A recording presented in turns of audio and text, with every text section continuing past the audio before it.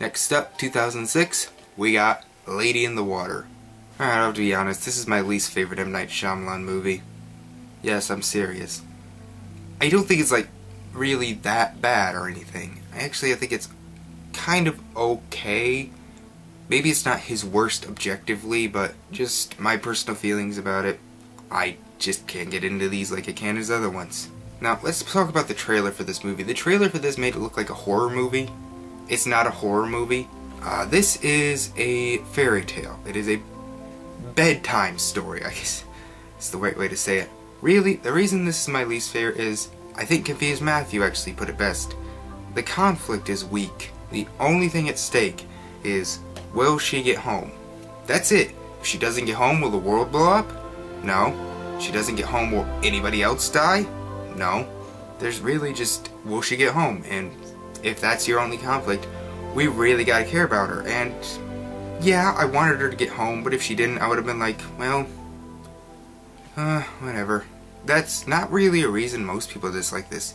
Most people dislike this, and I'd be lying if I couldn't see why. It is an ego trip. Like, you know M. Night likes having his cameos in his movie. Like, with Signs, he was a bit of a main character, but he is pretty much, you might as well just consider him, like, the hero. He is the hero. He's a savior.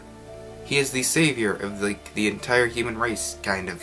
Like, he inspires the president. But, for me, I really like the idea of this film, and there's points where it sort of comes through. Like, how several members of this apartment are, like, part of this whole story. Like, one's a guardian, one's the healer. There are, like, 7 sisters that'll help her, or whatever. And they're all sort of part of it. That's really cool, and that's really creative. And, like, the characters, while not phenomenal and sometimes kind of weird, are memorable. I remember the Asian woman and her mom. I remember the guy who like only bench presses with one hand. And I remember M. Night in this movie. It's hard not to. He's like, I'm Jesus. Even the acting's pretty good. Especially from Bryce Dallas Howard. Like, she's really good as someone who's like really new to this world. And of course, it just looks great. Kind of a thing that's you're either gonna like or not, is the entire movie is like set in this apartment complex. Nothing is set outside. You never leave like this apartment complex. Kinda like that. It's like nothing really exists. It's about these characters, this place. This is like the conflict of the movie. Nothing else is important. I'll give it a 5.5. 2008, we got The Happening. I really like The Happening. I reviewed it twice in Nordy Defends. I defended it from Film Brain twice. The first one was really, really bad, so I'm really proud of this like new redo I did. It's a B movie. It's like a tribute to all those 50s and 60s B movies that really didn't give a shit about scientific explanations, but you know what? Who cares? Just show us some cool stuff. We get to see people getting run over by lawnmowers. That's awesome. We get to see people hang themselves with garden tools. Fine. That's actually kind of cool. If you didn't like it because you thought it was boring or it just wasn't your thing, fine. But complaining about it because it's stupid? Come on, guys. That's like complaining about Snakes on a Plane or Tremors because they're a bit silly. Really, the only major thing that I thought was just too awful was Zooey Deschanel. She was terrible.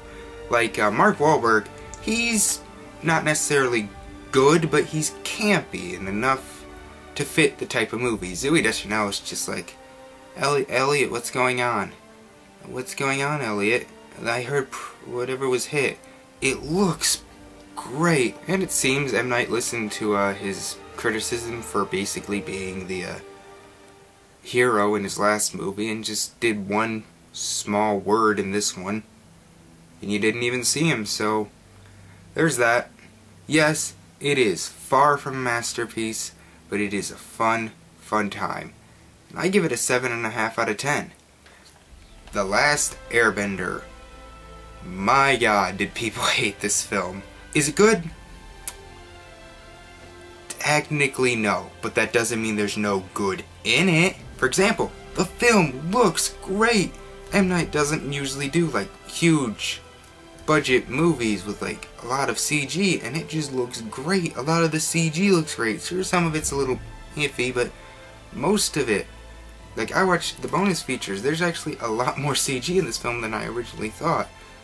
But it still uses quite a few practical sets and like effects and all that. And it looks great. It just looks beautiful. Basically everything having to do with the way the movie looks is fantastic. Okay, and there are a few other things. For example, I thought Dev Patel did a pretty good Zuko. I mean, is he as good as the one from the show? No.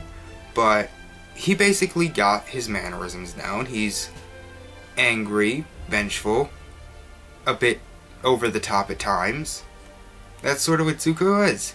People just blow out of proportion, like saying, oh, this has nothing to do with the show. Everything was changed.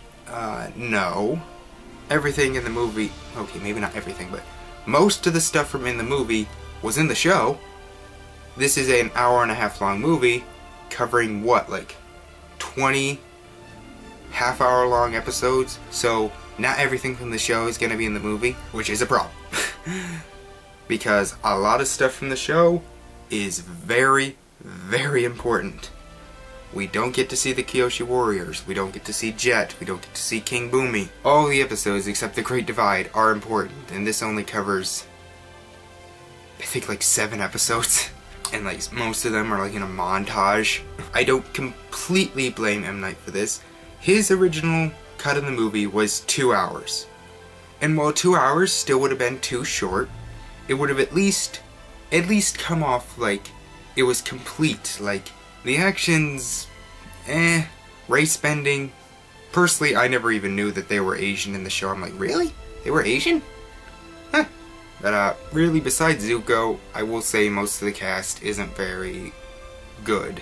It's just there. It's not technically a good movie, I guess, but it is a watchable film. So I guess if I'm going objective, I'd give it like a 4. But me, my personal feelings, I'm gonna give it a 6. How I felt about it, remember I watched this months after this is the worst movie ever, so it either had to be the worst movie ever or else I'd probably think it's underrated. Yeah, not necessarily good. I guess in terms of objective, it's his worst movie. But subjective, it's a watchable film. Yeah, I don't care what anyone says. Without M. Night, I wouldn't be here, which if you don't like me, I guess gives you more reason to hate him, but personally, I haven't really hated any of his movies. And After Earth, it looks like at worst it would be boring, at best it would be like this really good father-son movie. I cannot wait to see it. I don't know if I'll get to see it in theaters or not, because I'm going to be busy for most of this summer. But I will, if I don't see it, I'm buying it on Blu-ray. I don't care, even if it's like gets a 0. Even if it gets a 0% on Rotten Tomatoes and I don't see it, I'll buy it on Blu-ray the second it comes out. So, if you want to know my order of the movies, here it is. This is subjective, like completely subjective. If it was objective, I'm sure it would be a little different. But, so, thank you all for watching. I will see you next time. Bye.